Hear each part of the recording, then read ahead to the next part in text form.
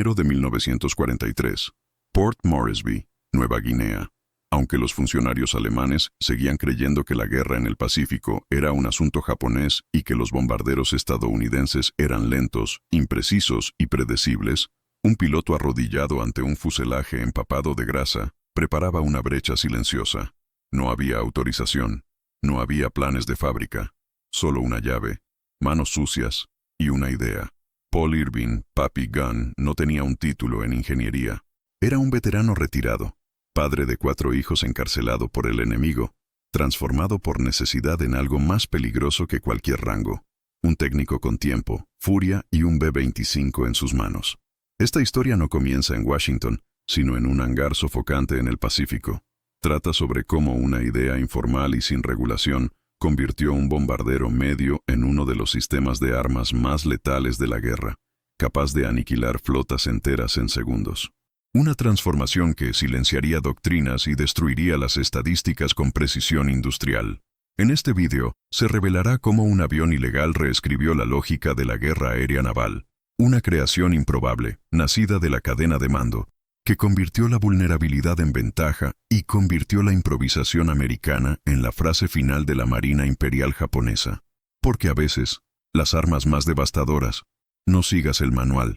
Pero antes de profundizar en los datos, hay una estadística que define esta historia, y que aún hoy causa silencio entre los analistas militares.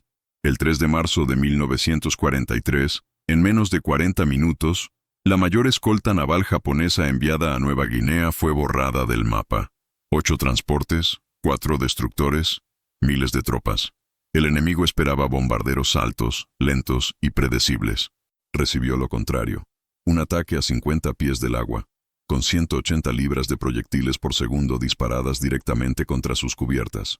Una explosión que no estaba en ningún manual, pero que lo cambiaría todo. Lo llamaron una locura. Luego lo llamaron inevitable. Si valoras la historia contada con precisión, números reales y análisis técnico, considera apoyar este proyecto. Tu me gusta y tu suscripción ayudan a que este canal siga revelando lo que los manuales intentaron olvidar.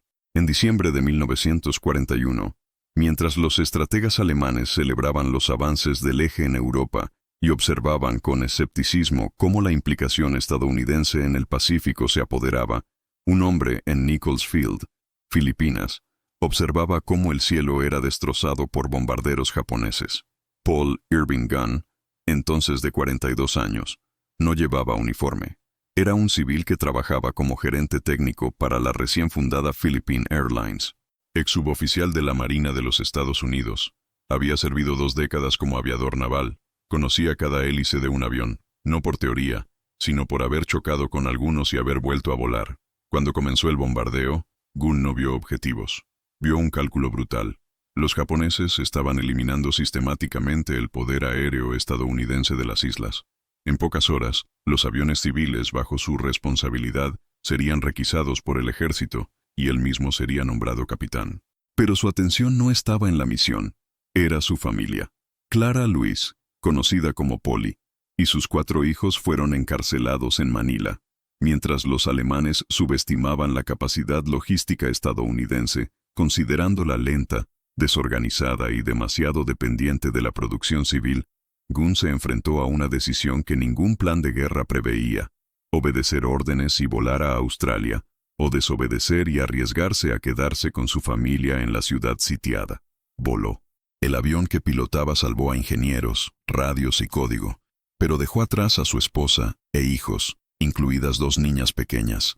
En las semanas siguientes, intentó contactar con él. Nada.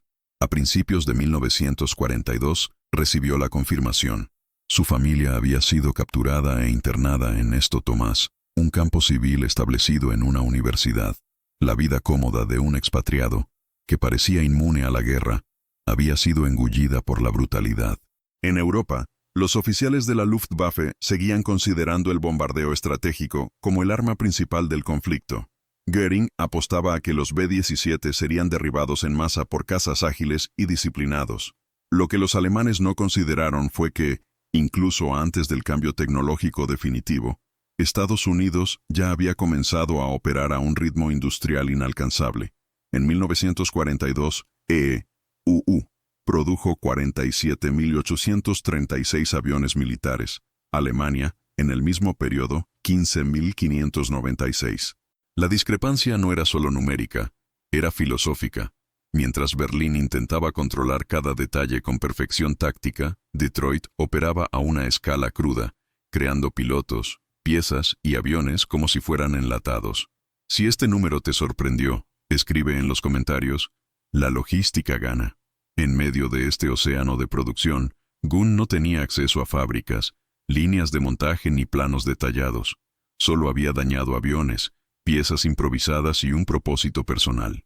Cada misión de transporte que volaba, cada reconocimiento, cada aterrizaje forzoso, todo era combustible para una rabia que ardía no con gritos, sino con precisión.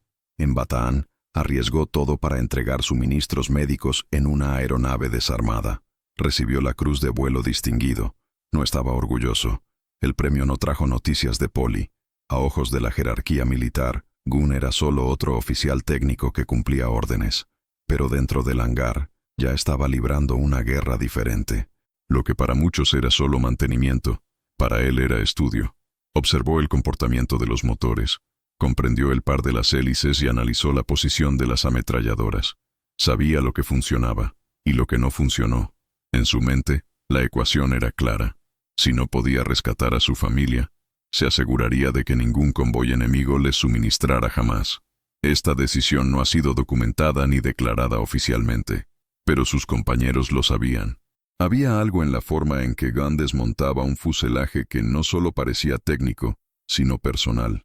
Su mirada era la de alguien que no aceptaba que la guerra era un juego de estadísticas. Para él, cada avión modificado era una respuesta, y la respuesta no vendría de una patente, sino de una idea. Mientras tanto, los alemanes seguían ignorando una verdad que crecía al otro lado del mundo. Que la guerra moderna no se decidiría solo por tanques y blitzkrieg, sino por quienes pudieran adaptarse más rápido a lo inesperado. En los desiertos del Pacífico, Gunn estaba a punto de encarnar esta adaptación de forma radical, y el sistema que le ignoraba pronto se daría cuenta de que su idea ilegal estaba a punto de convertirse en el mayor terror de los mares. Lo que Gunn no sabía ya era que, al otro lado del mundo, un general llamado Kenny acababa de ser trasladado al Teatro del Pacífico, y que sus opiniones sobre doctrina, mando y armamento chocarían y se fusionarían con la rabia silenciosa de un padre. Una colisión que resultaría en un nuevo tipo de avión y en una nueva forma de guerra.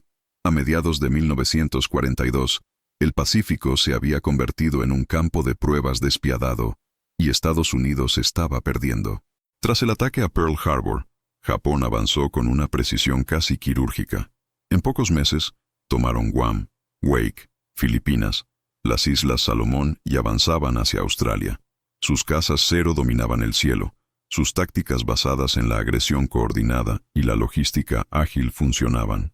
En contraste, la doctrina aérea estadounidense parecía atrapada en otra guerra.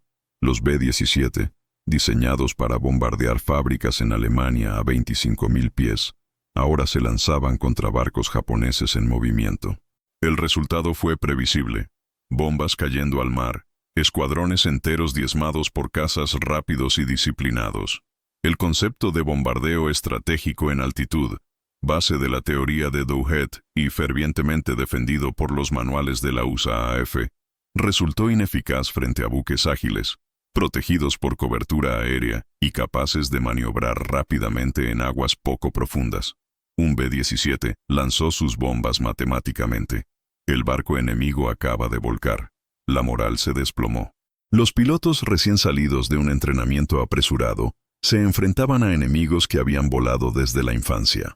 Los oficiales veteranos, traumatizados por las rápidas pérdidas, fueron reemplazados por mandos más acordes con las nuevas directrices de Washington. En medio de este caos, el general George C. Kenny llegó al Teatro de Operaciones del Pacífico Suroeste con órdenes directas de Douglas MacArthur: reorganizar la fuerza aérea, frenar el avance japonés y, si era posible, responder eficazmente. Pero lo que encontró al llegar fue desgarrador. Bases aéreas improvisadas, aviones en mal estado, escuadrones mezclados con australianos, suministros irregulares y tácticas que se repetían sin importar el fracaso. Peor aún, las operaciones eran burocráticas. Los informes ignoraban el campo real y el pensamiento doctrinal sofocaba cualquier intento de adaptación. Kenny no era un teórico, era un pragmático. Sabía que no ganaría una guerra con ecuaciones, y mucho menos con la insistencia en bombardear objetivos móviles como si fueran fábricas detenidas. Pronto se dio cuenta de que los pilotos en el Pacífico no necesitaban doctrina, necesitaban herramientas que funcionaran. Reunió a los comandantes, leyó informes de campo y, sobre todo, comenzó a escuchar a los técnicos del hangar. Entre los nombres que aparecían con frecuencia estaba el de un capitán de reserva, con un habla calmada y hábitos solitarios, que había estado desmantelando aviones y proponiendo cambios sin pedir autorización. Se llamaba Paul Irving Gunn. En ausencia de nuevas partes, Gunn adaptó lo que tenía. En ausencia de tácticas, creó enfoques prácticos. Así fue como empezó a sugerir retirar las narices de cristal de los bombarderos A-20 Havoc y reemplazarlas por ametralladoras pesadas. Su lógica era sencilla. Si las bombas no impactan en el barco, las balas tienen que atravesar la cubierta. La idea iba en contra de todo lo que enseñaba la doctrina, pero Kenny entendió algo esencial. Las doctrinas no ganan guerras, gana la adaptación. Mientras tanto, en Berlín, los generales de la Luftwaffe observaban el conflicto en el Pacífico con una mezcla de curiosidad y desprecio. Los informes de inteligencia alemanes clasificaron a los bombarderos estadounidenses como pesados, lentos y expuestos. El cero japonés era respetado, pero el teatro del Pacífico seguía siendo visto como secundario. El foco alemán estaba en el este y en el oeste. El error fue ignorar que, ese mismo año, Estados Unidos aumentó su producción industrial en un 29%, concentrándose no solo en tanques y barcos, sino en experimentación táctica a gran escala. Mientras el alto mando alemán debatía en salas llenas de mapas, técnicos como Gunn ya estaban modificando aviones en tierra, convirtiendo las pérdidas en aprendizaje inmediato.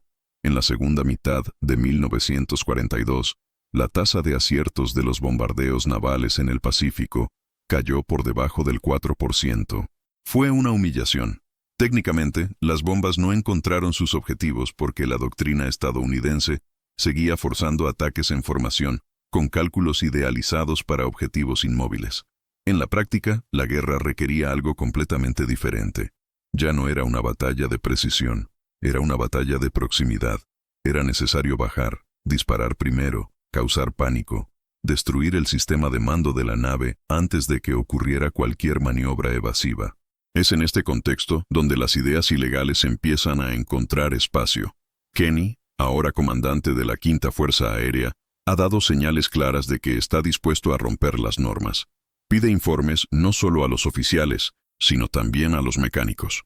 Visita hangares, habla directamente con Gunn, y oye algo que cambiaría el curso de la guerra. Si me dejan cortar el frente del B-25, convertiré ese avión en una ametralladora voladora. Era una frase absurda, pero eso era exactamente lo que la guerra necesitaba. Mientras los alemanes aún calculaban el tiempo ideal de vuelo para un Heinkel 111 a Londres, los estadounidenses empezaban a aceptar que el éxito en el Pacífico vendría de cualquiera que lograra impactar un barco con algo no previsto. La doctrina de la sorpresa, la adaptabilidad y la escala empezaba a emerger en la arcilla de Nueva Guinea. Y en el centro de ese proceso, un padre con una llave inglesa en las manos estaba a punto de rediseñar el concepto de bombardeo de ataque. En los archivos japoneses, semanas después, un funcionario del Estado Mayor escribiría: "No anticipábamos la capacidad del enemigo para adaptar aviones medios en marcha". Pero aún era pronto para entender el impacto de esta frase, porque lo que vendría después no era solo un avión modificado. Era una plataforma de destrucción sistemática, ensamblada pieza a pieza a partir de los manuales, y que en su primera misión haría que el cielo descendiera al agua con una furia nunca registrada.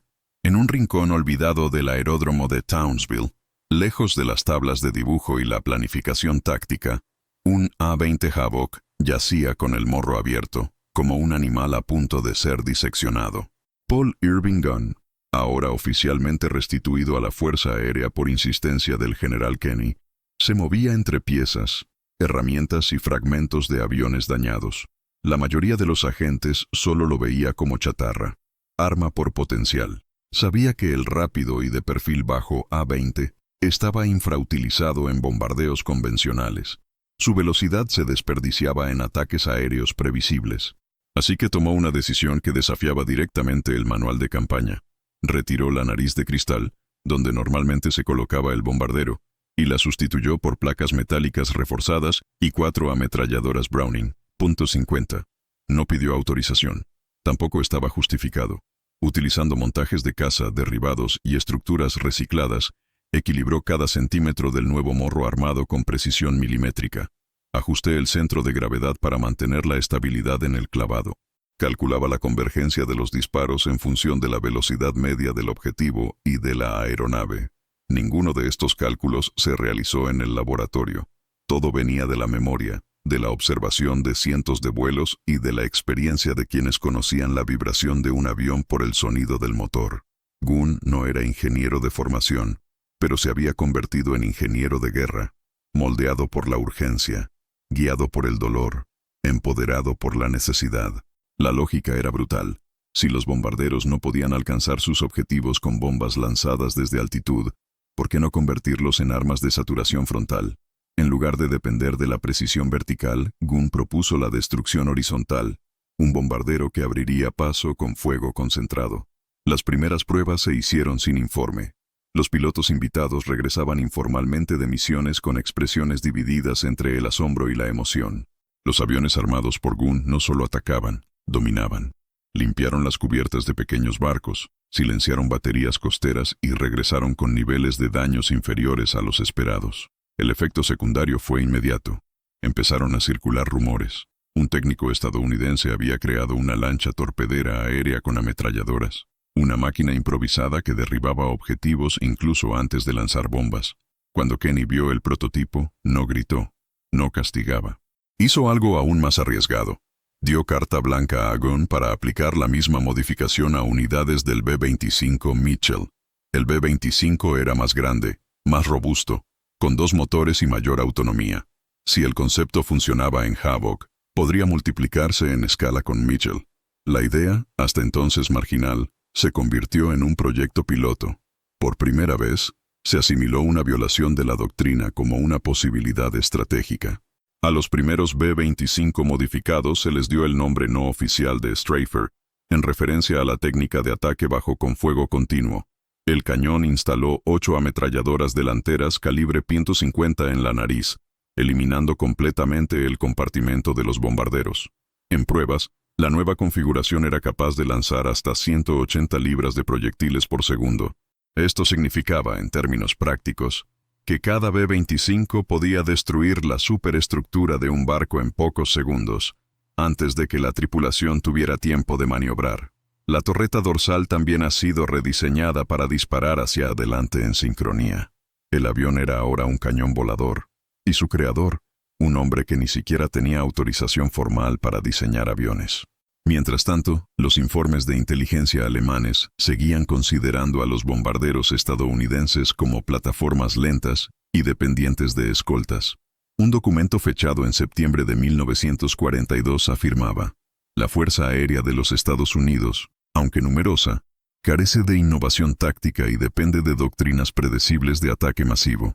Lo que el documento no prevía era que, en ese mismo momento, en hangares improvisados al otro lado del planeta, técnicos como Gunn estaban convirtiendo aviones en laboratorios voladores, adaptándolos en tiempo real, impulsados no por teoría sino por urgencia práctica.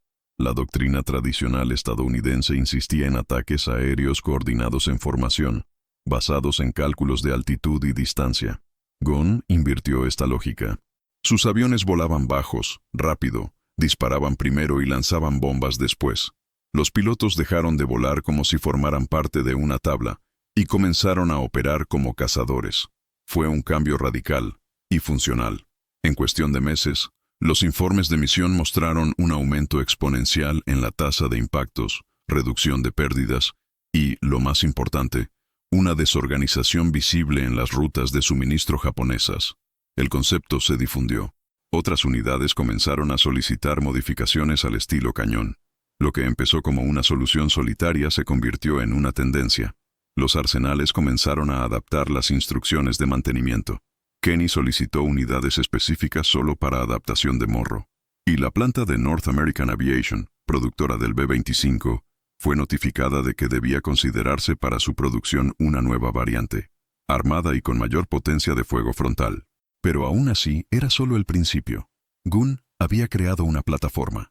Lo que faltaba era una táctica que hiciera que esta plataforma fuera no solo peligrosa, sino decisiva. Una forma de lanzar bombas con precisión letal a muy baja altitud, usando el aliado del mar. Y la respuesta no vendría de un manual, pero en un salto. Un salto sobre el agua que convertiría un concepto rebelde en una pesadilla logística para el imperio japonés. Con su nariz alargada y reforzada, el B-25 modificado por Gunn ya no se parecía al bombardero tradicional que había sobrevolado Europa meses antes. El cristal frontal había sido reemplazado por acero, y donde antes había un navegador, ahora había un panel de control para 8 ametralladoras Browning .50 sincronizadas. La torreta dorsal, originalmente diseñada para defenderse de cazas enemigos, había sido bloqueada para disparar hacia adelante, formando, junto con el armamento principal, un cono concentrado de fuego capaz de saturar objetivos a distancias mínimas. En pruebas no oficiales, cada estallido frontal vertió 180 libras de plomo por segundo. Una nave de tamaño medio, si era alcanzada de lado, era destruida antes de que los tripulantes llegaran siquiera a sus puestos de combate. Supuso un cambio de paradigma. El bombardero dejó de ser un lanzacargador y se convirtió en un cañón volador con múltiples funciones ofensivas. Sin embargo, los retos no eran menos que la ambición. El peso de las ametralladoras desplazaba el centro de gravedad del avión, requiriendo ajustes de trimado en el estabilizador trasero. El retroceso de los disparos generaba vibraciones que recorrían el morro hasta las alas. El calor de la tubería, en vuelos tropicales, ponía en riesgo el sistema eléctrico. Gunn enfrentó estos obstáculos como había afrontado la separación de su familia, con obsesión silenciosa. Adaptó montajes con aluminio naval extraído de aviones destruidos, utilizó ventiladores manuales para la refrigeración de emergencia y recalibró los flaps para proporcionar más sustentación durante ataques a baja altitud. Todo esto sin consultar ningún comité técnico. La ironía de esta historia es que la solución estaba delante de ellos. Mientras los generales estadounidenses insistían en bombardear en formación y los ingenieros alemanes diseñaban aviones que nunca despegaban, un técnico de hangares creó, con herramientas sencillas y un instinto refinado, el arma aérea más versátil del teatro del Pacífico. Si disfrutas desentrañando estos hechos olvidados de la guerra, muestra tu apoyo. Dale like y suscríbete para que podamos ofrecerte contenido más detallado como este. El resultado fue el nacimiento no solo de un avión adaptado, sino de un nuevo concepto militar, el Stryfer.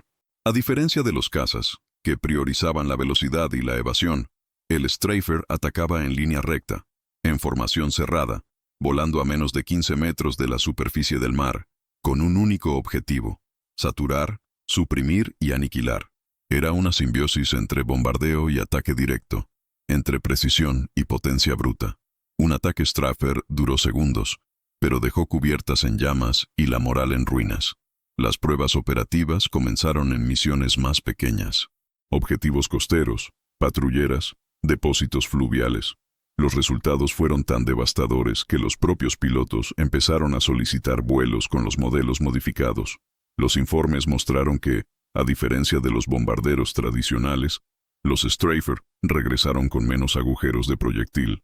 Esto se debió a que el ataque fue tan inesperado y tan cercano que las defensas antiaéreas no tuvieron tiempo de respuesta.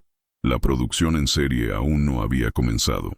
Cada modificación fue hecha a mano, ajustada plano a plano, y aún así, el impacto estratégico ya se sentía. Los convoyes japoneses comenzaron a alterar rutas, evitar tramos costeros, e incluso realizar viajes nocturnos a zonas que antes se consideraban seguras durante el día.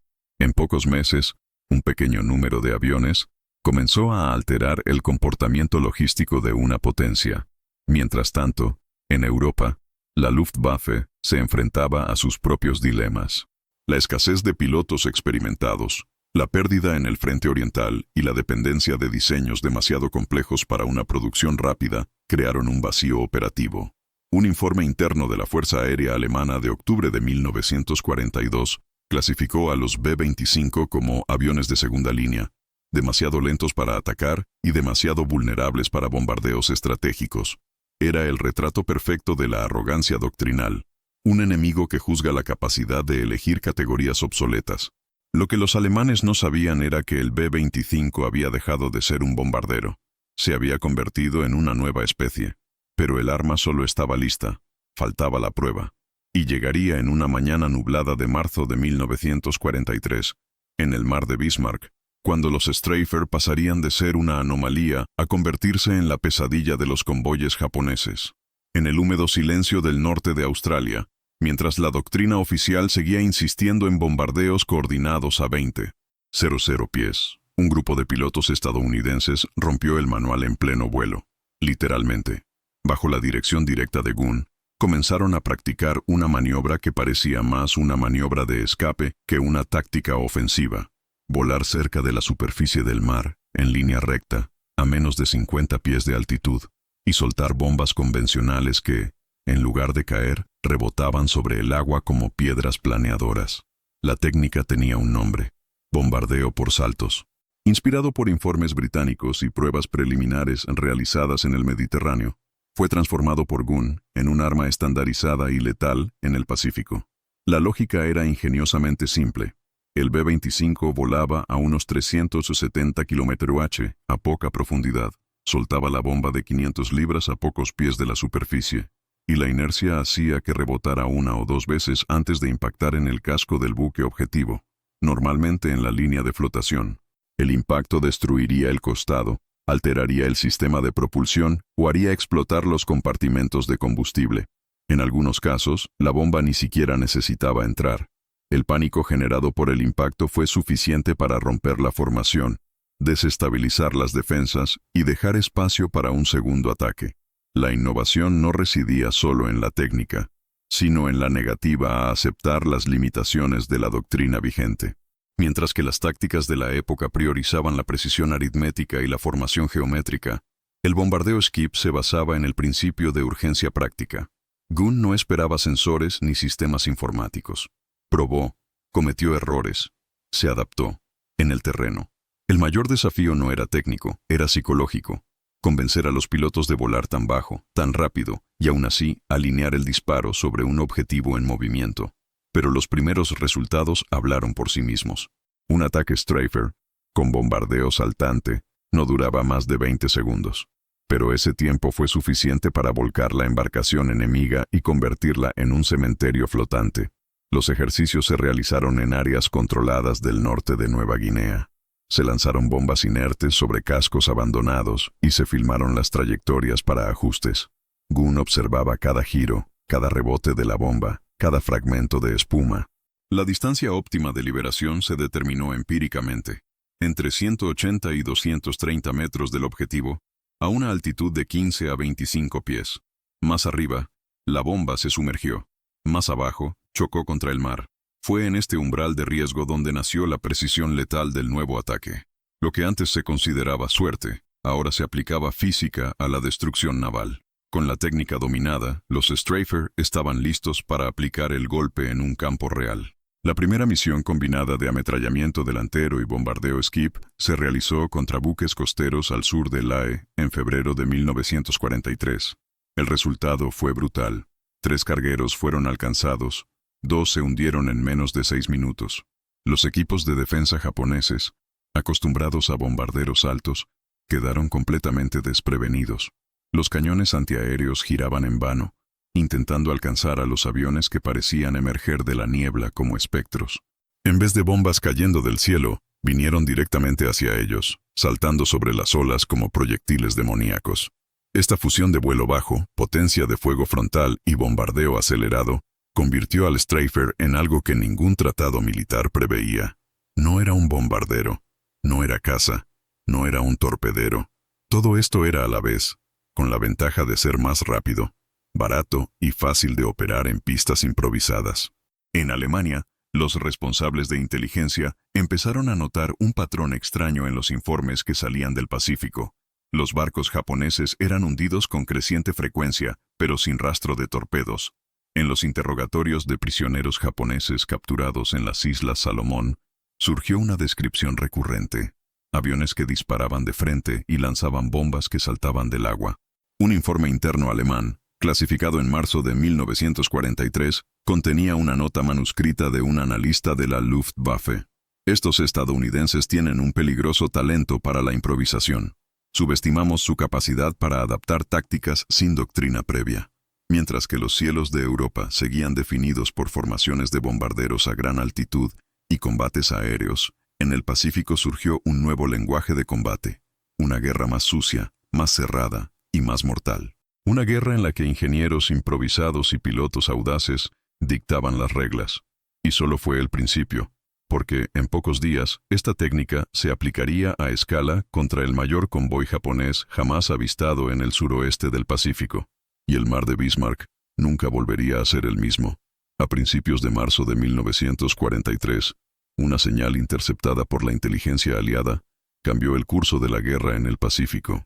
El sistema Ultra, aún en fase clasificada, había descifrado mensajes codificados que apuntaban a un despliegue masivo de la 51ª División japonesa hacia Lae, en la costa noreste de Nueva Guinea.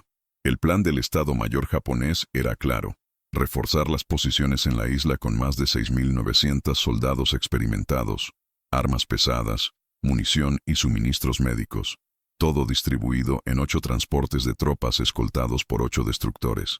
Un convoy de guerra, protegido por densas nubes, casas a bordo y la falsa sensación de invulnerabilidad conferida por años de dominio marítimo.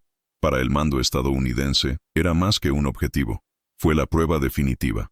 La oportunidad de poner en práctica, por primera vez a gran escala, la doctrina que hasta entonces se había tratado como una anomalía en el hangar. Kenny no dudó. Convocó una reunión secreta con oficiales de la Quinta Fuerza Aérea, técnicos de campo y representantes de la Real Fuerza Aérea Australiana. La sala de reuniones en Port Moresby, sofocante y tensa, se convirtió en el centro de una decisión histórica: utilizar los B-25 Stryker como punta de lanza contra el mayor agrupamiento naval japonés jamás avistado al sur del Ecuador.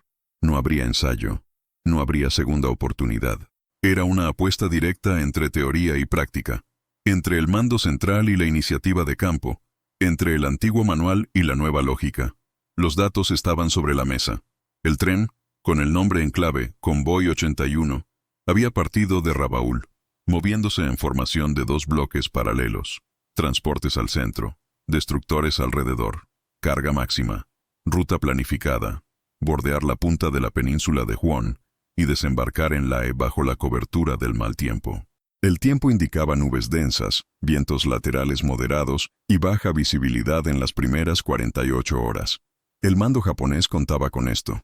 Era la tormenta perfecta para ambos bandos.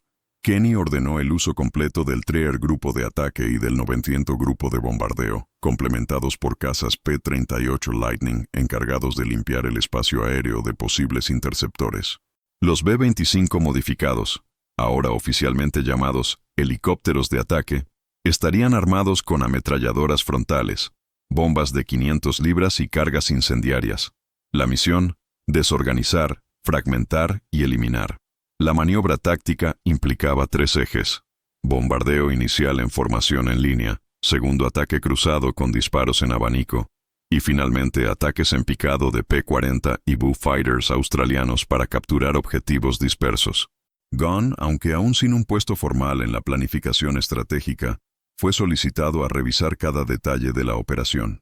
Sus observaciones técnicas moldearon los ajustes finales: calibración de los montajes de las bombas, secuencia de disparo para evitar sobrecalentamiento, sincronización entre ametralladoras laterales y torreta dorsal. Más que un diseñador, Gunn se había convertido en el eslabón invisible entre la lógica del hangar y la ejecución en el campo. Los pilotos le escuchaban como si fuera un comandante, porque, en la práctica, lo era. Mientras Europa se centraba en la batalla del Atlántico, con sus submarinos y convoyes mercantes, y la Luftwaffe insistía en estrictas doctrinas aéreas, el Pacífico se preparaba para presenciar un avance. Una ruptura que comenzó con un hombre ignorando órdenes en un hangar y que ahora movilizó a toda una fuerza aérea para demostrar que una idea fuera de la cadena de mando podía decidir una guerra. La tensión entre los jinetes era palpable. La mayoría nunca había atacado un convoy en movimiento con bombas rebotando. Otros nunca habían volado tan bajo con tanto armamento. Pero había convicción. Ya no seguían un manual, seguían un método que funcionaba. La confianza en las armas venía de la confianza en quienes las adaptaban, y cada perno de estos aviones llevaba una historia de prueba y error que los manuales no registraban. Al amanecer del 2 de marzo, el radar de la isla Goodenough detectó la silueta de la flota japonesa. Empedernido, el convoy 81 avanzaba, despacio, pesadamente, sin saber que, por encima de las nubes, los aviones estadounidenses ajustaron la altitud, cargaron munición y respiraron hondo. La tormenta que los japoneses pensaban que les protegería estaba a punto de convertirse en el telón perfecto para un ataque que desafiaba todas las reglas de la aviación militar. Tras bambalinas, la ironía se acumulaba. La Luftwaffe, aún convencida de que el dominio aéreo era función de la superioridad técnica y la disciplina táctica, mantuvo su creencia en el orden operativo. Pero ningún orden sobreviviría a lo que estaba por venir, porque en menos de 40 minutos, un puñado de aviones modificados fuera de la regulación cambiaría el equilibrio del teatro del Pacífico, y el mundo descubriría que improvisar, cuando está armada con metal y con propósito, puede ser más devastadora que cualquier manual aprobado. En la madrugada del 3 de marzo de 1943, el mar de Bismarck se convirtió en un corredor de la muerte. Por encima de las nubes, bombarderos B-17 volaban en formación clásica, lanzando bombas a gran altitud sobre el convoy japonés. Era un telón estratégico, no para destruir, sino para distraer. Las explosiones erráticas mantenían la mirada del enemigo hacia arriba. Al mismo tiempo, escuadrones de P-38 Lightning se enfrentaron a los cazas Cero que intentaban proteger la flota, extendiendo el combate hasta los cielos. Pero el verdadero golpe no vino de arriba. Se acercó al agua. Del horizonte emergieron los B-25 Stryfer, volando tan bajo que sus reflejos se mezclaban con las olas. Equipado con 8 ametralladoras frontales de calibre .50 y bombas de 500 libras preparadas para bombardeo lateral, cada avión era un proyectil tripulado. Los pilotos apretaban el gatillo antes incluso de ver directamente los objetivos. Las cubiertas japonesas, antes ordenadas, quedaron sumidas en el caos. El fuego de los cañones atravesó las cabinas, incendió munición almacenada y cortó las comunicaciones. El buque de transporte Kyokuso Maru fue alcanzado de frente. Una bomba saltó fuera del agua, penetró el lateral y explotó en el compartimento del motor. Se hundió en menos de 5 minutos. Los destructores intentaron contraatacar, maniobrando entre los transportes y disparando a sombras rápidas, pero los Stryfer llegaron en oleadas, navegando en formaciones cerradas, con ráfagas superpuestas. El Arashio, uno de los destructores japoneses más rápidos de la escolta, intentó un giro agresivo para evitar una bomba que rebotaba. Chocó lateralmente con el Nojima Maru. En cuestión de segundos, los dos barcos quedaron inmovilizados, uno en llamas y el otro hundiéndose lentamente. El ataque no solo fue mortal, sino también desorientador. No hubo tiempo para un contraataque. No había un estándar. Era un nuevo tipo de guerra. Mientras avanzaba el ataque, técnicos aliados en Port Moresby interceptaron comunicaciones japonesas en pánico. Llama a pedir ayuda. Órdenes contradictorias. La flota japonesa, disciplinada durante décadas bajo códigos de honor y silencio, ahora clamaba por refuerzos que nunca llegarían. Cada nuevo B-25 que aparecía en el horizonte representaba más que un avión. Era el colapso de la invulnerabilidad. En este punto, merece la pena detenerse y observar un hecho ignorado por el alto mando alemán. Mientras los japoneses intentaban proteger convoyes con 8 destructores y cobertura limitada, Estados Unidos ya producía, ese mismo mes, más de 2.500 aviones por semana, con la capacidad de adaptar modelos en hasta 72 horas para misiones específicas. La Luftwaffe, con su estructura en yeso, tardó hasta 8 semanas en reemplazar un solo avión dañado en combate. Si este número te sorprende, comenta abajo. La logística gana.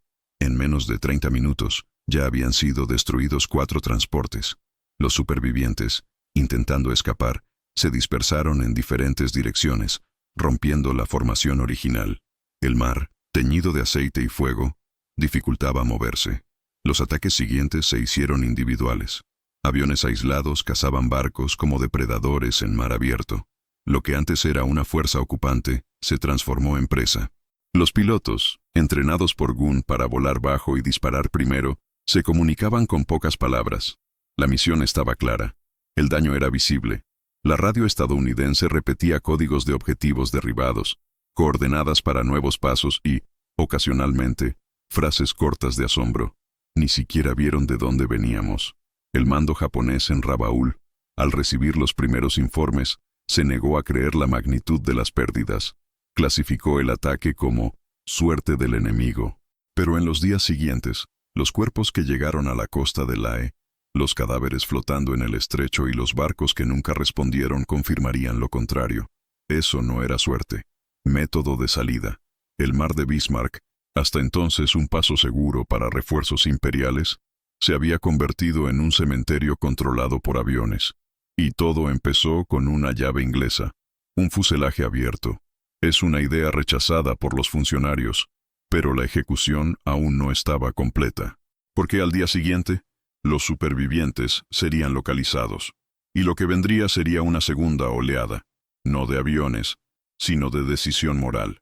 Durante todo el 3 de marzo de 1943, el cielo sobre el mar de Bismarck permaneció nublado, pero la oscuridad ya no provenía de las nubes. Lo que pesaba sobre los barcos japoneses era el peso de una nueva realidad brutal e irrefutable.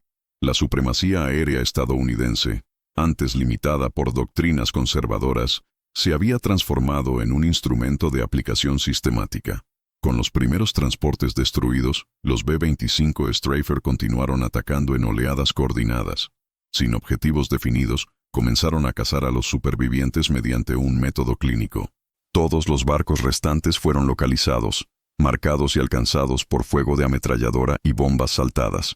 La misión había dejado de ser estratégica, se había vuelto quirúrgica.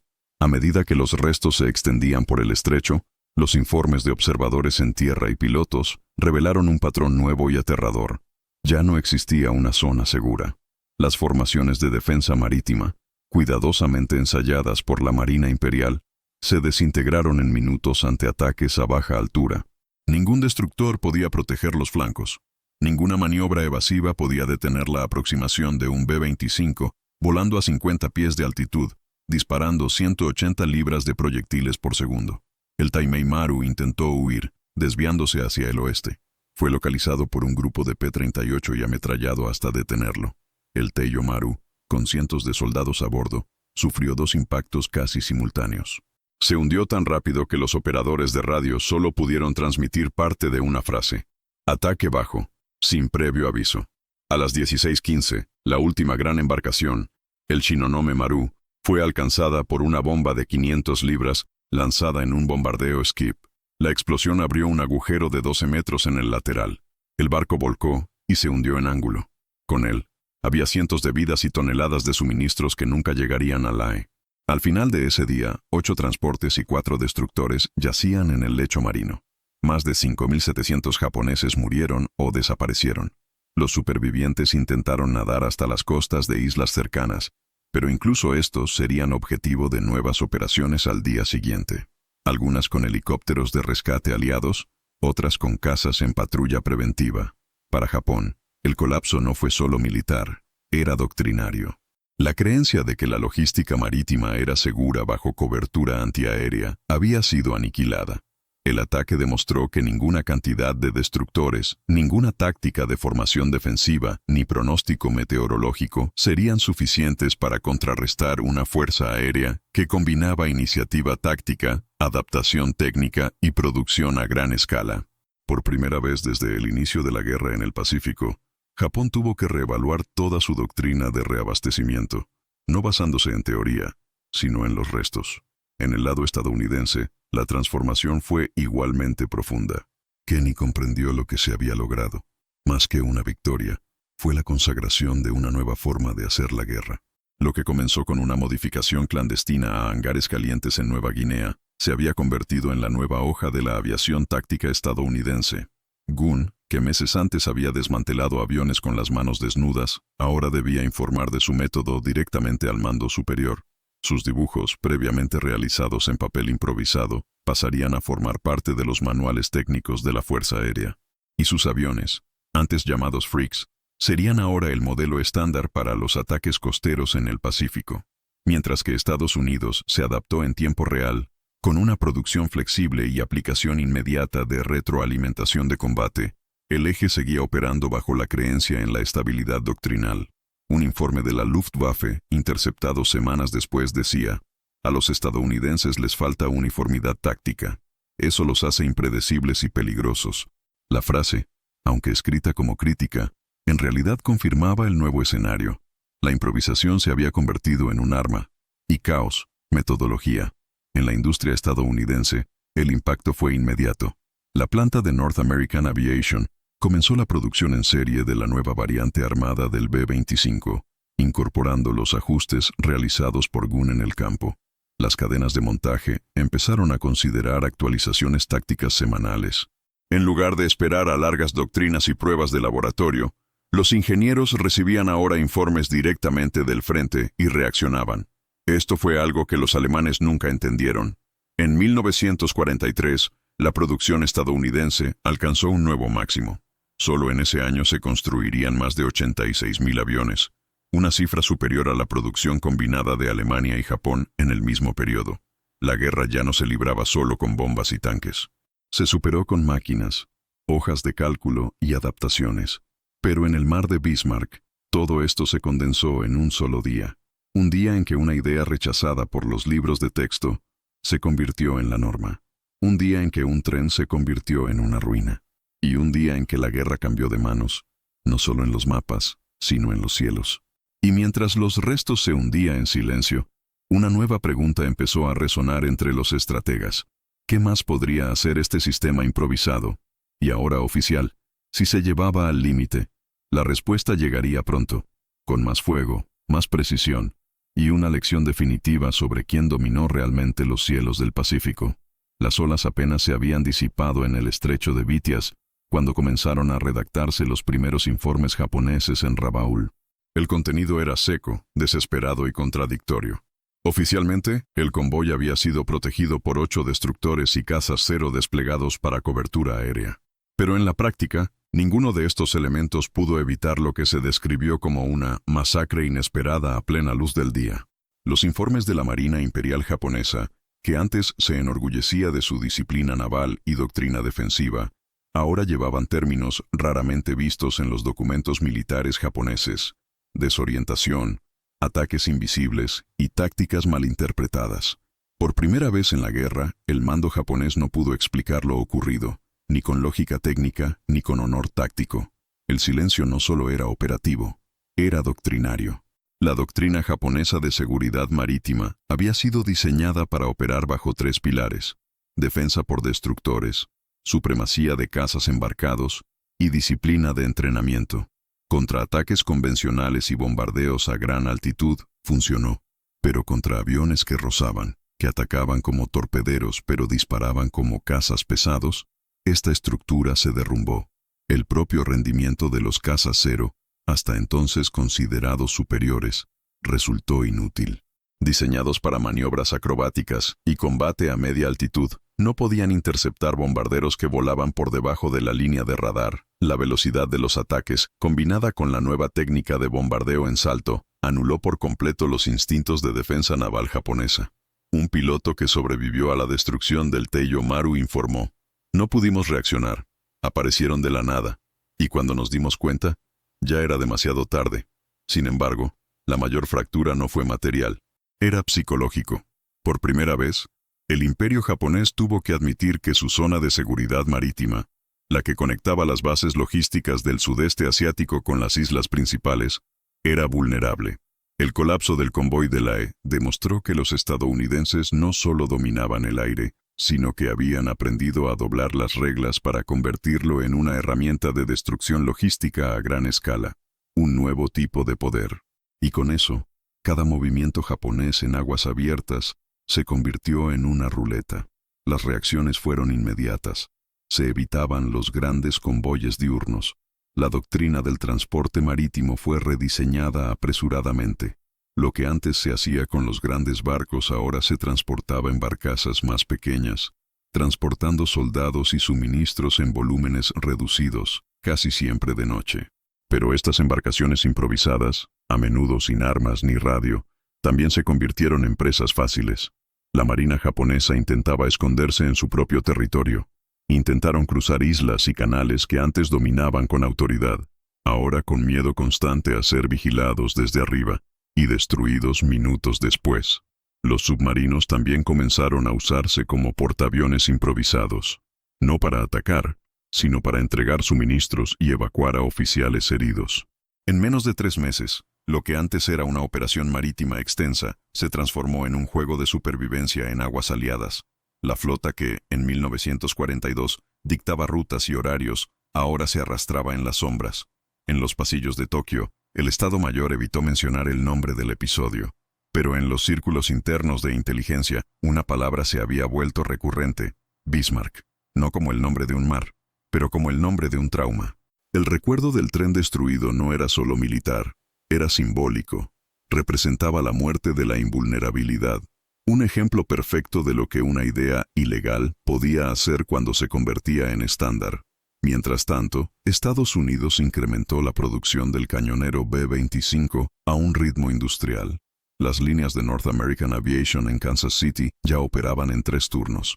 Las modificaciones probadas por Gunn habían sido adoptadas como parte del diseño oficial. En 6 meses, la Fuerza Aérea de EUU tenía más de 400 unidades adaptadas para bombardeos a baja altura. Las pruebas exitosas en Lee y el Mar de Bismarck convirtieron lo que era una táctica experimental en doctrina oficial. Desde el punto de vista alemán, el comentario fue incrédulo. Los funcionarios de la Luftwaffe, acostumbrados a juzgar a los estadounidenses como dependientes de tecnología rudimentaria y doctrinas simplistas, se vieron obligados a revisar sus análisis. Un informe de Berlín, clasificado como clasificado, reconocía: los estadounidenses muestran una capacidad inaceptable para aprender en el campo. Están abandonando sus propios manuales.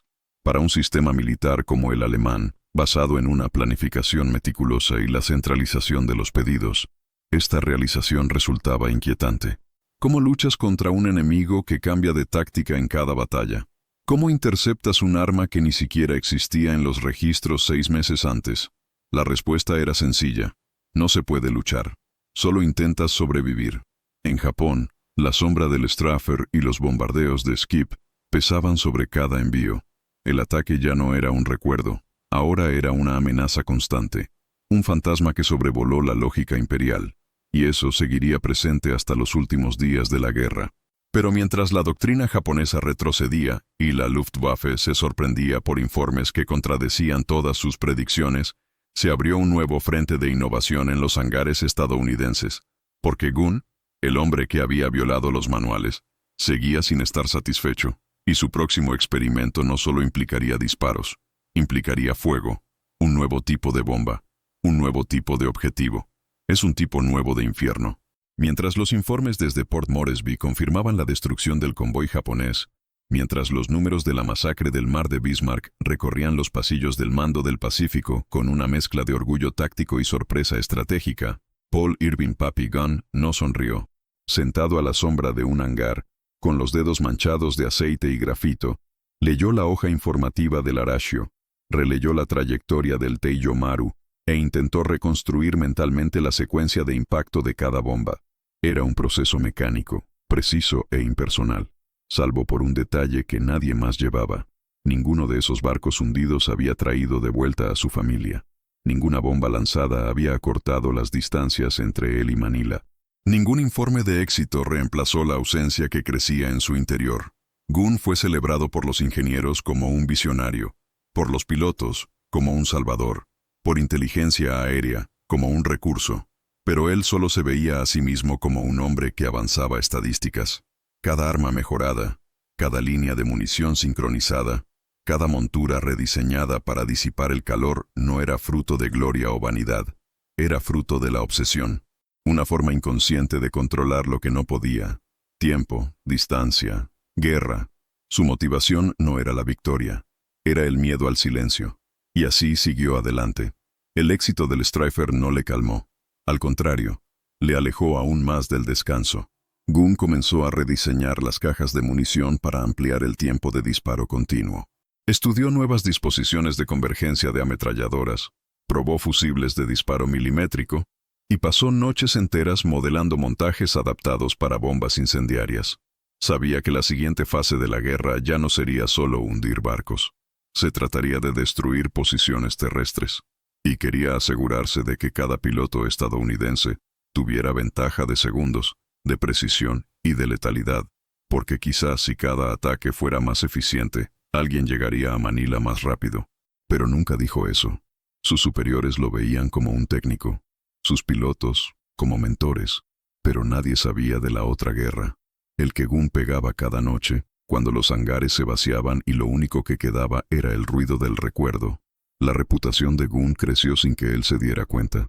Los pilotos del tercer grupo de ataque empezaron a llamarle el ingeniero del alma. Decían que sus ajustes no venían de manuales, sino de un tipo de instinto que solo quienes habían perdido algo podían desarrollar.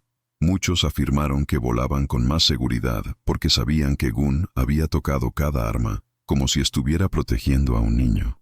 Era una reverencia silenciosa, casi ritual, y Gunn, aunque no buscaba reconocimiento, se dio cuenta. Un mayor, al regresar de una misión sobre el Golfo de Huon, aterrizó su B-25 a un humeante, saltó fuera de la cabina y caminó directamente hacia Gunn. Sin decir palabra, le entregó una bandera japonesa manchada de aceite. Gunn no preguntó, simplemente la dobló, la guardó en el bolsillo y volvió a medir la presión de la línea hidráulica. Así era.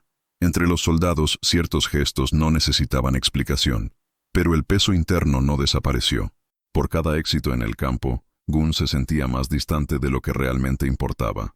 Su familia permaneció sin contacto, sin mensaje, sin carta. Manila permaneció ocupada, y con cada nueva arma probada, con cada bomba lanzada con precisión, se preguntaba si no se estaba alejando más de lo que quería proteger.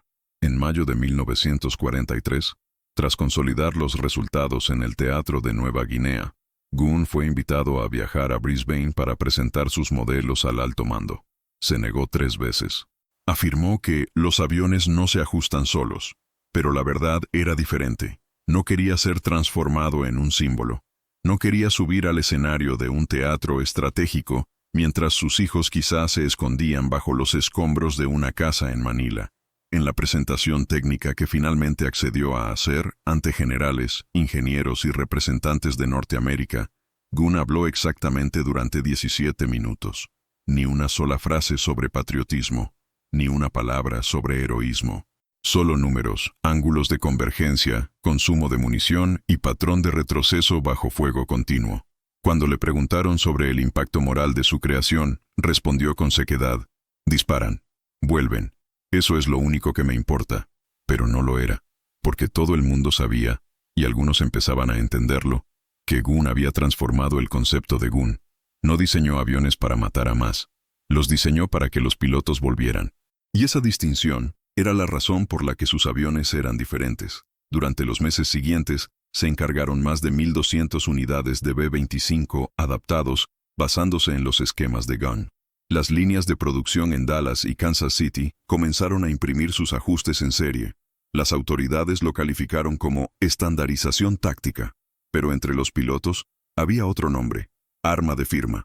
La ironía de todo esto es que, mientras el eje apostaba por las Wunderwaffen, armas milagrosas diseñadas por genios teóricos, Estados Unidos había encontrado su arma más devastadora en manos de un hombre que ni siquiera era ingeniero y que pasaba más tiempo con alicates que con un mapa.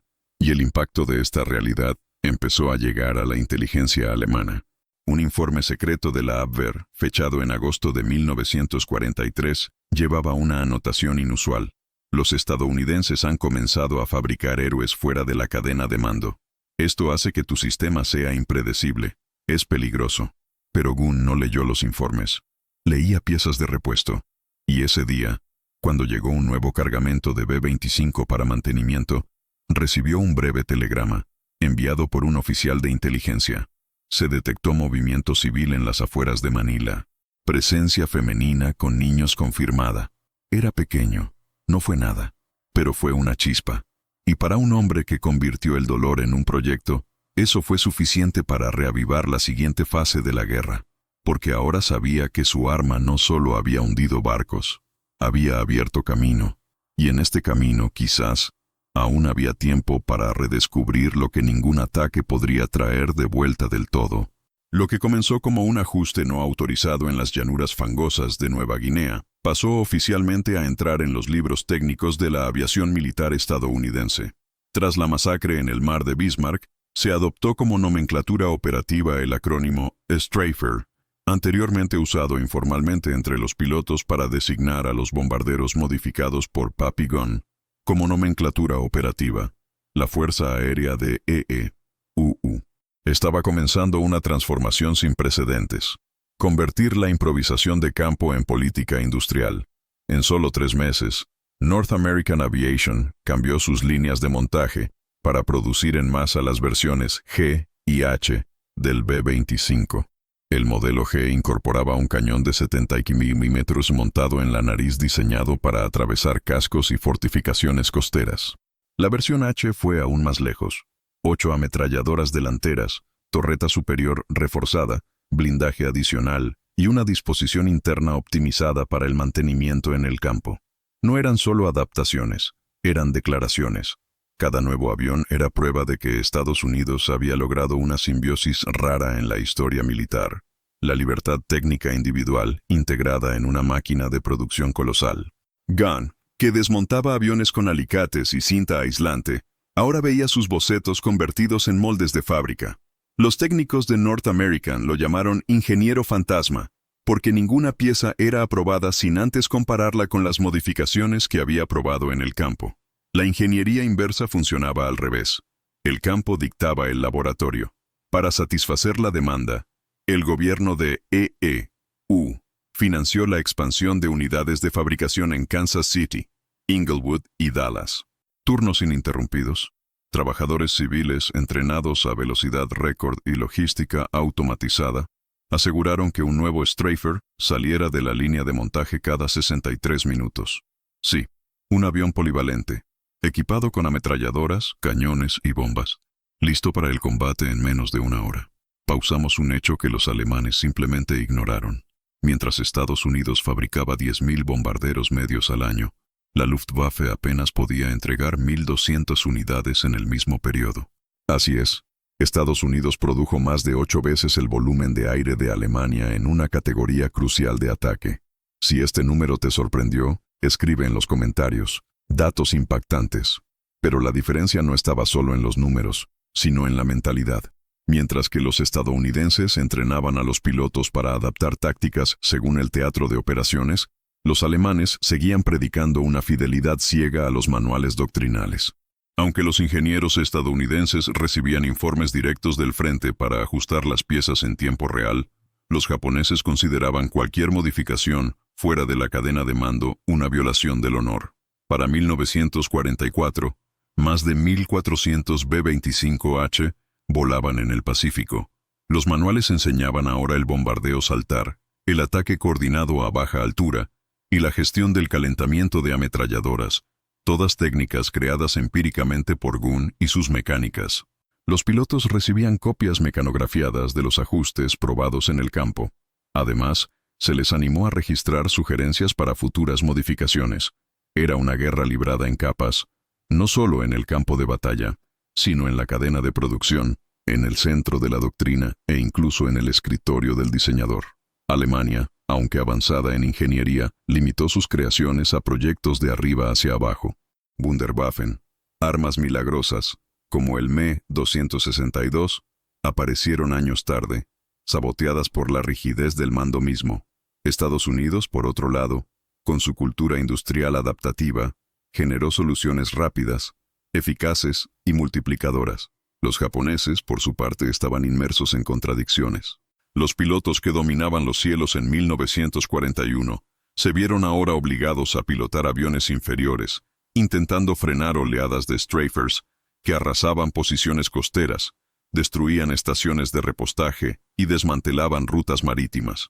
El concepto de zona segura desapareció. En su lugar surgió el terror logístico, y sin embargo, los informes alemanes subestimaron.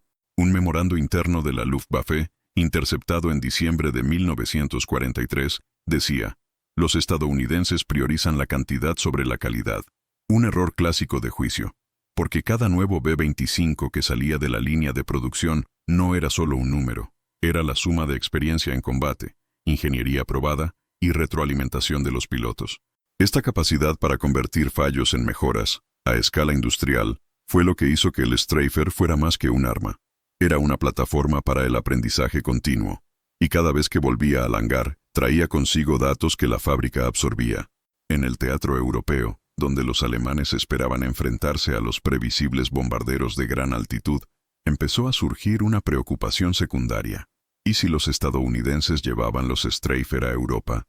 ¿Y si las tácticas usadas en el Pacífico se hubieran adaptado a los puertos de Francia o a los canales de los Países Bajos? El miedo estaba justificado, porque un arma diseñada para destruir barcos también podría devastar puentes, columnas blindadas y depósitos ferroviarios. El término gunship, originalmente un término coloquial de línea de vuelo, empezó a aparecer en documentos oficiales. Un término coloquial se había convertido en doctrina, y un hombre, fuera de la cadena de mando, había obligado a todo un sistema militar a reinventarse. Pero el poder de un arma no reside solo en su capacidad destructiva, está en su capacidad para sobrevivir. Y pronto, el Stryfer se enfrentaría a su prueba más cruel, no contra barcos indefensos, sino contra fortalezas voladoras, cazas rápidos y bosques de artillería enemiga, porque el próximo objetivo sería terrestre, y estaría muy bien protegido. Con los B-25 Stryfer ahora estandarizados y adaptados a la realidad del Pacífico, comenzó una nueva etapa de la guerra, y ya no dependía solo de la precisión táctica, sino de la respiración logística.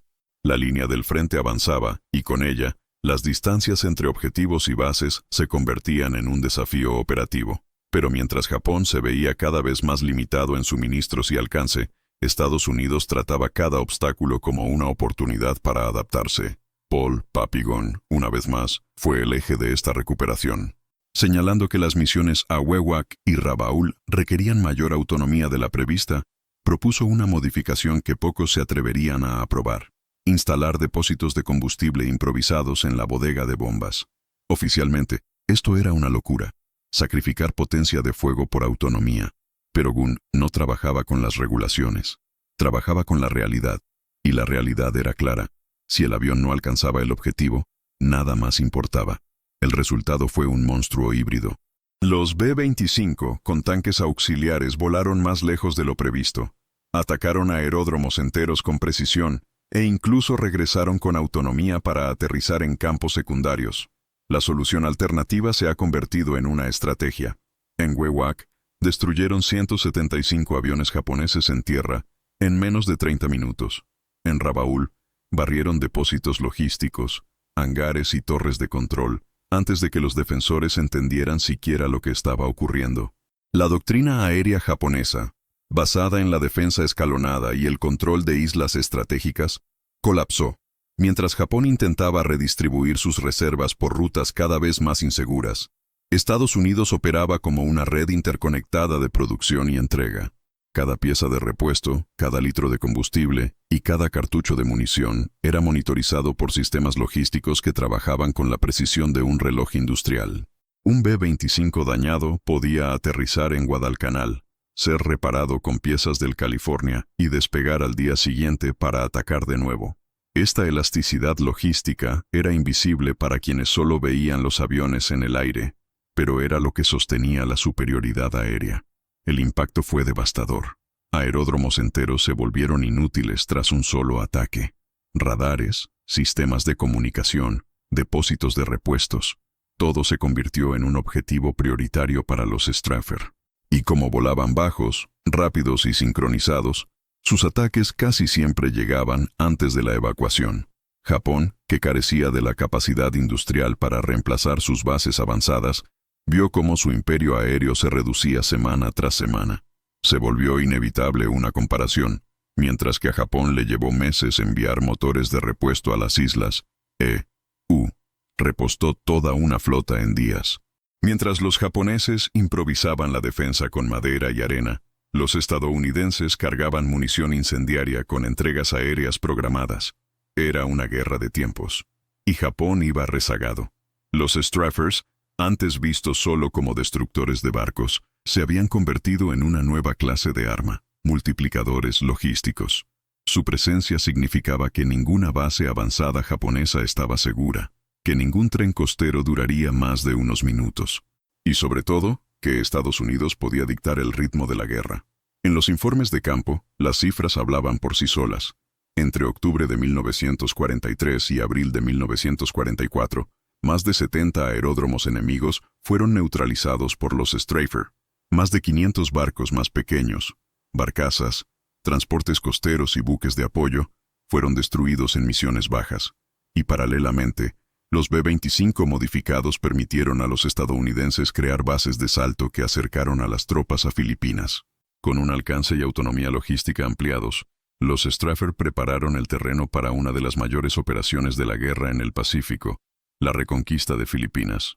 No como símbolo, sino como un puente estratégico. El recuerdo de Manila, aún presente, volvió al centro de la mesa. Y para Papi Gun, esto no era solo otro objetivo, era un regreso. El alto mando japonés empezaba a reconocer la amenaza no como tecnología, sino como sistema. El propio almirante Ugaki, mano derecha de Yamamoto, anotó en su diario: "Los americanos no luchan como esperábamos. Cada semana fabrican una nueva forma de ataque. Pero las fábricas americanas no se detuvieron. Al contrario, aumentaron. El sistema de producción estadounidense, basado en la estandarización y la escalabilidad, estaba a punto de entregar su mejor arma hasta la fecha, y llevaba el mismo espíritu que los Streifer, simple, brutal y técnicamente brillante. Porque si la guerra necesitaba alcance, precisión y destrucción total, había un siguiente paso. Una fusión de fuerza aérea y artillería en vuelo. Un arma que no solo volaría bajo, sino que destruiría todo a su paso. Y ya se estaba poniendo a prueba en manos del mismo hombre que lo había empezado todo con unas pinzas y una promesa. El impacto de los B-25 Streifer en la logística japonesa no fue inmediato, solo en número. Era psicológico, estructural y, sobre todo, implacablemente eficaz. Cada vuelo bajo, cada ráfaga de ametralladora, cada bomba lanzada convertía el mar, los puertos y las costas en pasillos de destrucción invisible. Los buques de transporte, destructores escolta, barcazas improvisadas y buques más pequeños eran objetivos sistemáticos, alcanzados con precisión quirúrgica por aviones originalmente diseñados para ser solo bombarderos medios. Pero el Streifer no era un bombardero cualquiera. Se había convertido en un multiplicador del efecto logístico. Cada nave perdida significaba cientos de soldados sin suministros, miles de municiones no entregadas, tanques de combustible que nunca llegarían al campo de batalla. Y lo más cruel, esto ocurrió sin que ninguna fuerza terrestre estadounidense hubiera entrado siquiera en combate directo. La guerra no se decidía únicamente por el choque de fusiles o ametralladoras, sino por la capacidad de controlar y perturbar el flujo de recursos. Los informes japoneses describían un fenómeno que empezaba a llamarse horror blanco. Era el sonido de los motores Wright R2600 de los B-25, un rugido que se había convertido en sinónimo de fatalidad inminente. Oficiales de inteligencia de la Marina Imperial informaron que tan pronto como el característico sonido de las dos máquinas se acercaba a la costa, la moral de las tripulaciones descendía. La disciplina naval, hasta entonces rigurosa, fue sustituida por el pánico. Hombres que se habían enfrentado a cazas P-40 y 0 en batallas aéreas, ahora se encontraban impotentes ante un enemigo que no necesitaba combatir cuerpo a cuerpo para ganar. Un memorando de Rabaul indicaba que los buques que antes se consideraban seguros bajo escolta y artillería ahora se convertían en objetivos vulnerables, incapaces de reaccionar de manera coordinada. Y mientras Japón luchaba por recuperar sus pérdidas, Estados Unidos operaba a un ritmo industrial que los alemanes subestimaban profundamente. Cada B-25 Streifer lanzado en combate no era solo un avión, fue la suma de líneas de producción optimizadas, aprendizaje en tiempo real y aplicación inmediata de retroalimentación desde el frente. Entre septiembre de 1943 y marzo de 1944, la producción de B-25 adaptados alcanzó niveles sin precedentes. Más de 200 aviones en operación en el Pacífico, cada uno equipado con 8 ametralladoras de calibre .50, torretas de disparo frontal reforzadas y la capacidad de lanzar bombas racimo con fusibles temporizados. Mientras tanto, La industria naviera japonesa, limitada por recursos, bloqueos y escasez de mano de obra cualificada, no pudo reemplazar las pérdidas de barcos de transporte a un ritmo determinado. Las cuentas eran crueles e inexorables. Por cada barco destruido, Estados Unidos podía reemplazar 2 aviones y entrenar nuevas tripulaciones en semanas. Japón no tenía esta capacidad. La destrucción de las líneas de suministro tuvo efectos secundarios inmediatos y profundos. Las tropas japonesas varadas en las islas de Nueva Guinea y las islas Salomón comenzaron a enfrentarse a escasez de alimentos, munición y combustible. Pequeñas guarniciones, que antes podían resistir durante semanas con reservas limitadas, ahora se vieron obligadas a racionar e improvisar en condiciones cada vez más hostiles. Los puestos avanzados, que dependían del transporte regular de navegación, se convirtieron en islas aisladas, sin posibilidad de refuerzo. El impacto en la moral fue devastador, y el término «isla de la muerte» empezó a aparecer en los informes internos. El Streifer, creado a partir de las improvisaciones de un ingeniero autodidacta, se había convertido así en el arma más eficiente para destruir un imperio basado en la expansión marítima. Cada misión exitosa no solo hundía naves, extrajo recursos críticos del teatro, disminuyó la respuesta japonesa y aceleró la caída de posiciones estratégicas sin que un solo soldado estadounidense pisara suelo enemigo. La guerra logística, a menudo invisible para los historiadores, se libraba con precisión matemática. Cada tonelada de suministros que no llegaba a manos del enemigo representaba vidas salvadas para los aliados. Un análisis posterior del alto mando japonés demostró el impacto real. De octubre de 1943 a junio de 1944, aproximadamente el 60% del transporte marítimo de tropas y suministros al Pacífico Central fue destruido o retrasado por ataques aéreos. En números difíciles, esto significó que más de 15.000 soldados quedaron varados en islas sin el equipo adecuado, se perdieron miles de toneladas de comida y munición, y las fortificaciones costeras planeadas para una resistencia prolongada comenzaron a marchitarse por falta de reemplazos. No se requirió ninguna batalla terrestre directa para crear esta situación. La superioridad industrial estadounidense, aplicada mediante la innovación táctica, estaba decidiendo la guerra incluso antes de que ocurriera el enfrentamiento físico. La paradoja, que los japoneses llamaron una ilusión letal, fue devastadora. Los oficiales del Estado Mayor seguían dependiendo del número de tropas y de la fuerza nominal de los barcos, pero no podían evitar la realidad. Su logística estaba rota, y cualquier esperanza de reabastecimiento rápido se convertía en una apuesta arriesgada. Un informe secreto enviado desde Rabaul afirmaba: «Cada vuelo bajo de los B-25 que nos acerque a la costa significa una pérdida casi garantizada. El enemigo no combate solo con armas. Lucha con la capacidad industrial. Estamos en absoluta desventaja». Mientras tanto, Gunn continuaba a su ritmo implacable. Para él, cada misión exitosa no se medía en barcos hundidos, sino en la eficacia del sistema que había creado. Supervisaba los informes, ajustaba los montajes de los cañones, revisaba los fusibles de las bombas y coordinaba a los pilotos. El Streifer no era solo una máquina de matar, era un mecanismo de aprendizaje continuo, capaz de evolucionar de misión en misión. La ironía histórica era evidente. Japón, con su marina organizada, doctrina de escolta y cazas altamente entrenados, creía que la guerra en el Pacífico se ganaba con disciplina, honor y planificación. Estados Unidos demostró que, combinando improvisación individual, aprendizaje de campo y producción industrial en masa, era posible convertir cada avión en un multiplicador de efecto estratégico. El enemigo no solo fue derrotado, fue superado en adaptabilidad y rapidez de ejecución. A medida que llegaban los informes de pérdidas, el lenguaje cambiaba. Palabras como pánico e impredecible reemplazaron eficiencia y control en los documentos japoneses. La imagen del motor Wright R-2600 rugiendo sobre el mar se ha convertido en sinónimo de destino inevitable. Las tripulaciones que oyeron el sonido del B-25 con el morro lleno de ametralladoras, sabían que pocas maniobras podrían salvarlas. El Streifer se había convertido en algo más que un arma. Era una frase. Y aun ante este impacto, la industria estadounidense no se detuvo. Se produjeron nuevas unidades, se incorporaron actualizaciones en tiempo real, y el aprendizaje del frente se extendió directamente a las fábricas. La guerra logística, invisible y silenciosa, se estaba convirtiendo en un factor crucial en la toma de decisiones militares. Japón estaba a merced de unas matemáticas industriales que no solo superaban su producción, sino también su capacidad de reacción. Mientras tanto, el alto mando aliado empezaba a comprender que la batalla aérea en el Pacífico no se trataba solo de enfrentamientos directos.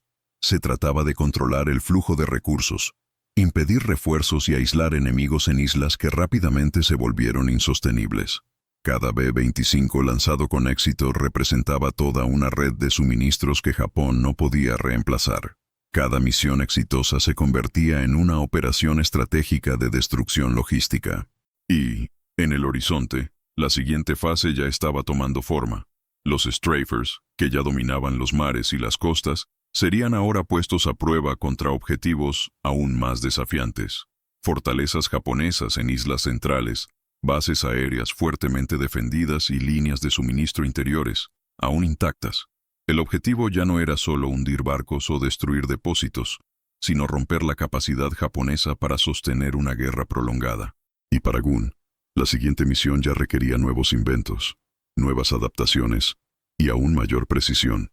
El motor de los B-25 rugía, avanzaba la matemática industrial estadounidense, y para Japón el horizonte se hacía cada vez más corto, mientras la sombra de los strafers se cernía sobre cada puerto, cada isla y cada puesto avanzado, con un efecto que ninguna flota, ningún plan táctico ni moral podían evitar. La guerra terminó, pero no abandonó a Gun.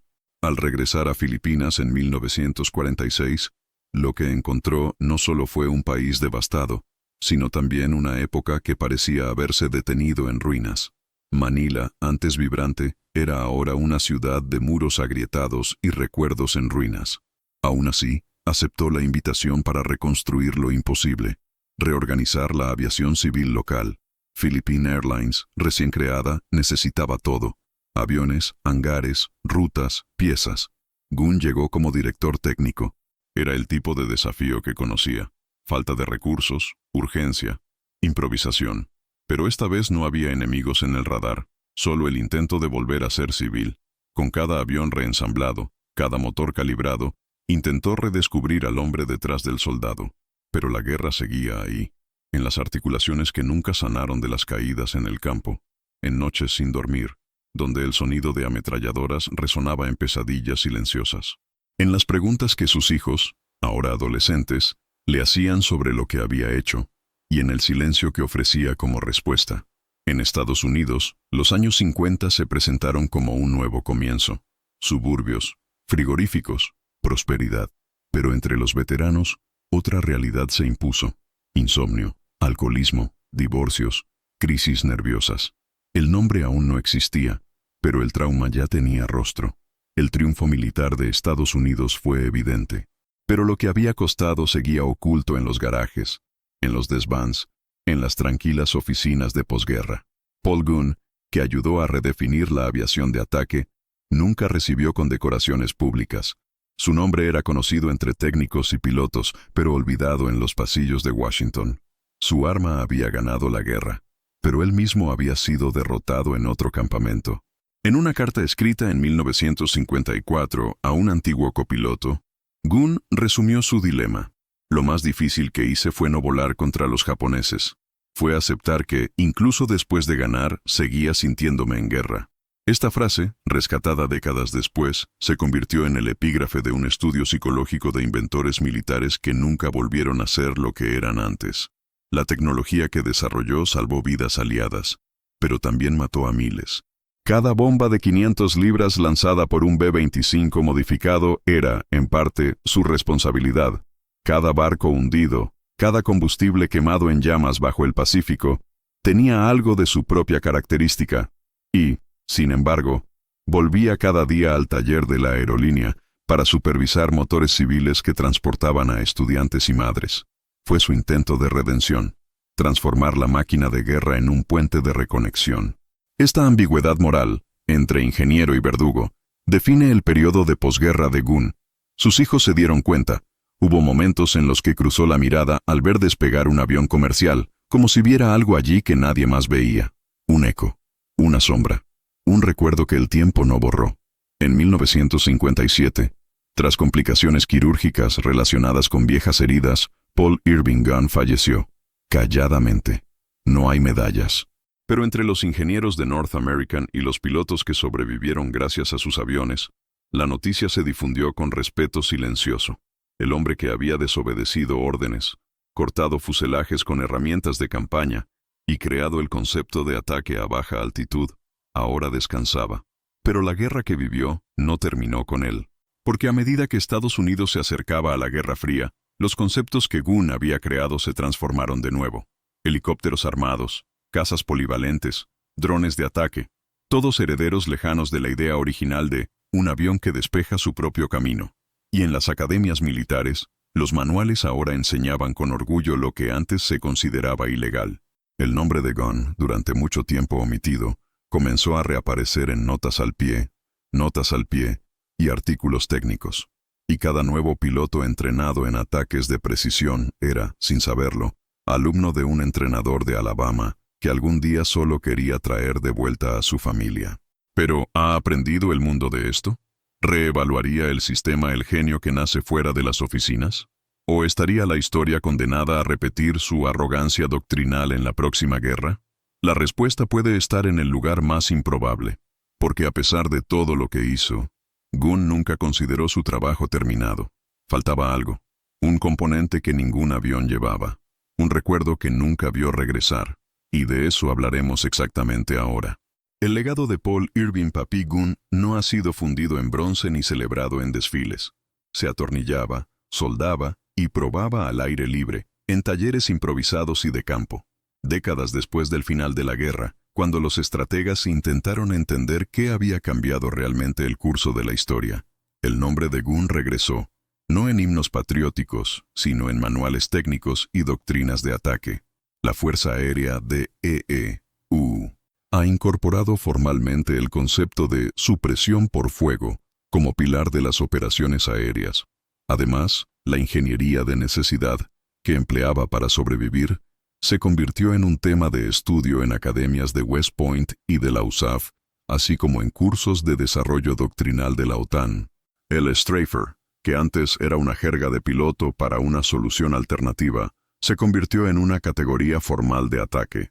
Vuelos a baja altitud, saturación de fuego, precisión por aproximación extrema. En 1965, en Vietnam, el AC-47 Spooky, que llevaba ametralladoras laterales para apoyo nocturno, repetiría el principio básico de Gunn, un avión con la potencia de dominar el suelo con fuego concentrado. En Afganistán, el A-10 Thunderbolt II, apodado Warthog, llevó la filosofía a otro nivel: blindaje pesado, vuelo bajo, poder destructivo quirúrgico. El ADN técnico era diferente, pero la lógica era la misma: proximidad, resistencia y volumen de impacto. Mientras tanto, Alemania y Japón han tomado caminos separados. La Luftwaffe, sofocada por la interferencia política y la tecnocracia centralizada, no supo adaptar conceptos tácticos fuera de la ortodoxia. Japón, a su vez, veía la innovación como una falta de respeto a la jerarquía. Los ingenieros que se atrevían a modificar especificaciones eran castigados, no promovidos. Cuando se abrieron los archivos aliados, quedó claro: los dos ejes combatientes perdieron no solo por el material, sino por no haber permitido que las ideas correctas nacieran en los lugares equivocados. Una lección que solo se entendió demasiado tarde. Museos como el Smithsonian y el Museo Nacional de la Fuerza Aérea de EEUU exhiben hoy variantes de los B-25 con las adaptaciones nacidas de Gunn: fuselaje reforzado, ametralladoras sincronizadas, cabina con paneles de mira recalibrados. Los paneles técnicos explican cómo esa solución cambió el curso de la guerra en el Pacífico. En entrevistas de posguerra, pilotos veteranos describen a los Strafer como bateadores de pilotes del Pacífico, aviones que no solo atacaban, sino que imponían una presencia psicológica. Libros técnicos, como Tactical Evolution of Pacific Air Warfare, publicado en los años 80, dedican capítulos enteros al fenómeno de la innovación en el campo. Y en 1993, un documental de PBS incluyó a Gunn entre los ingenieros olvidados de la Segunda Guerra Mundial. Allí, un coronel retirado resume la importancia con precisión quirúrgica. Gunn no inventó el avión, pero reinventó lo que un avión podía hacer. Esta diferencia entre invención y reinvención define el legado de Gunn.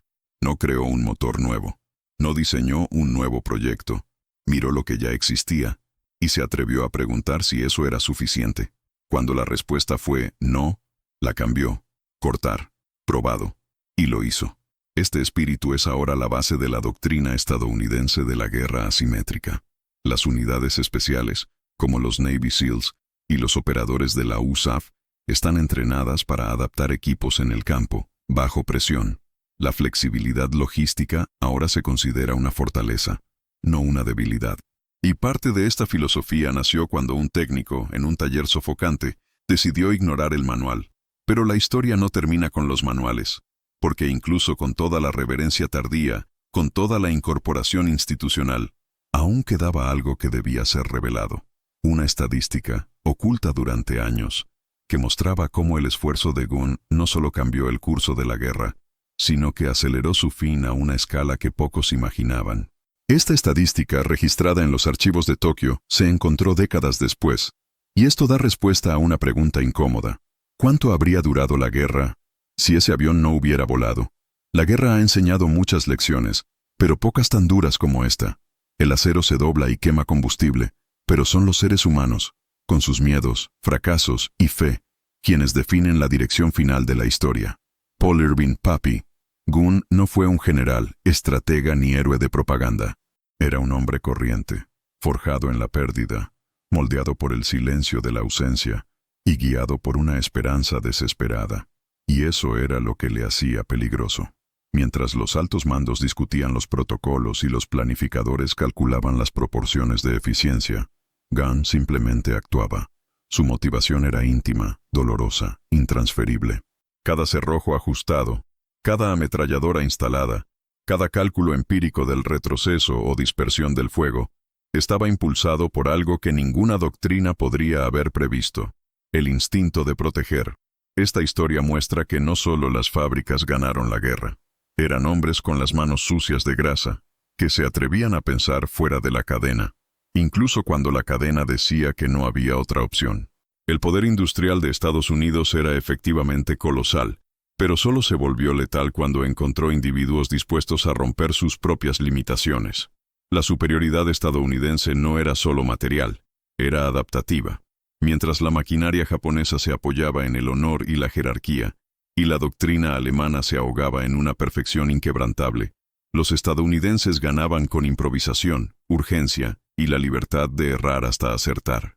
Gunn personifica este contraste. El invento no fue solo una respuesta al enemigo, era una respuesta al dolor, el dolor de no saber si sus hijos estaban vivos, el dolor de ser ignorado por los oficiales superiores, el dolor de volar sobre océanos sabiendo que ninguna bomba resolvería lo que más importaba. Pero continuó, porque a veces es precisamente en el sufrimiento donde nacen las mayores invenciones. Saltarse los bombardeos, el vuelo a baja altura, el concepto de autosuficiencia aérea, todo esto nació de la guerra, pero no como una celebración de ella. Nació como una reacción humana ante la crueldad del mundo. Esa parte de la historia es esencial. La innovación nunca es neutral. Lleva traumas, recuerdos y el peso de lo que no se puede deshacer. Cuando los ingenieros de la Guerra Fría estudiaban los informes de Gunn, pocos notaban que detrás de las tarjetas de puntuación había un hombre que creaba no para la gloria, sino para el duelo. Esa es la verdadera fuerza moral detrás de la tecnología. Es lo que diferencia el frío de la máquina del calor de la decisión humana. Y aquí radica la paradoja. Mientras que los libros de texto japoneses enseñaban que la lealtad al orden era el valor supremo, Gunn demostró que la lealtad a la vida, a la posibilidad de salvarla, podía ser aún más poderosa. Su ataque no fue simbólico, funcionaba. No iba dirigido al espectáculo. Su objetivo era el colapso de la logística, la aniquilación de la capacidad de reabastecimiento del enemigo, la interrupción de la línea vital de un imperio. Y eso es exactamente lo que logró. Es imposible cuantificar el impacto moral de su obra, pero los datos hablan por sí mismos. Tras la masacre del Mar de Bismarck, Japón perdió, de media, el 60% de su capacidad mensual de transporte de tropas por mar en solo un día. El resto fue gradualmente diezmado por doctrinas nacidas en el taller de Gunn, no por la fuerza bruta, pero por adaptación. Y aquí, una vez más, llega la ironía histórica. El mayor error del enemigo fue no subestimar a Estados Unidos.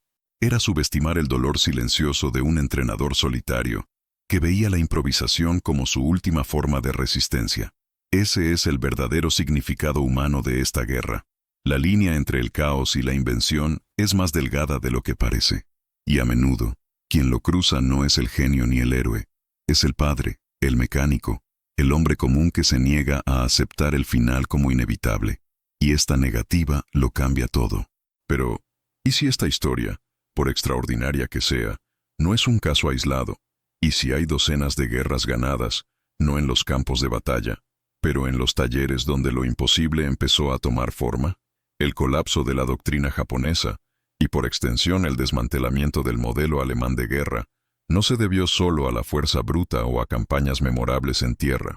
Fue sellado en los calurosos talleres del Pacífico, donde un hombre con alicates y un juramento ideó una idea que, técnicamente, no debería haber existido. La victoria estadounidense fue más que una demostración de poder de fuego. Fue la consagración de la libertad industrial, la improvisación estratégica y la audacia técnica. Mientras Berlín y Tokio invertían en la perfección táctica y la jerarquía rígida, Detroit y sus ingenieros se adaptaron, probaron, cometieron errores y ganaron. El B-25 Stryfer, nacido del dolor de un padre y del instinto de un mecánico, no solo destruyó naves, destruyó creencias. Explicó que, en una guerra total, el ganador no es quien tiene las mejores órdenes, sino quien tiene la capacidad de romperlas en el momento adecuado. Esta es la lección universal que nos ofrece la historia. La logística determina la estrategia, y la innovación casi siempre nace de la insatisfacción. Cuando Gunn cerró el morro de un bombardero y lo llenó de ametralladoras, no estaba solo probando un concepto. Respondía, con acción y firmeza, al abandono, la pérdida y el miedo. Su creación se convirtió en doctrina, su improvisación en estándar y su guerra privada en un modelo para las fuerzas aéreas de todo el mundo. Décadas después, mientras visitaba un museo de aviación, un piloto veterano señaló un B-25 modificado y dijo, «Ese fue el avión que ganó la guerra», sin que nadie se diera cuenta. En cuanto al bando derrotado, la confesión fue tan clara como amarga. En Nuremberg, cuando se le preguntó sobre el fracaso de la Blitzkrieg, el general Heinz Guderian declaró, «Fuimos derrotados por camiones y por la producción en masa que no sabíamos imitar». Si crees que historias como esta deben contarse con profundidad y respeto, deja tu me gusta y suscríbete. Esto ayuda a mantener viva la investigación y la búsqueda de la verdad histórica. Y cuéntanos en los comentarios, ¿cuáles fueron los datos más impactantes que descubriste en este video? Toca la campana, porque el próximo hecho histórico devastador está listo. No te vayas todavía. Escucha la próxima historia real que aparecerá en pantalla. Recuerda siempre, la logística determina la estrategia. Mira el siguiente video aquí en el canal con otra historia increíble.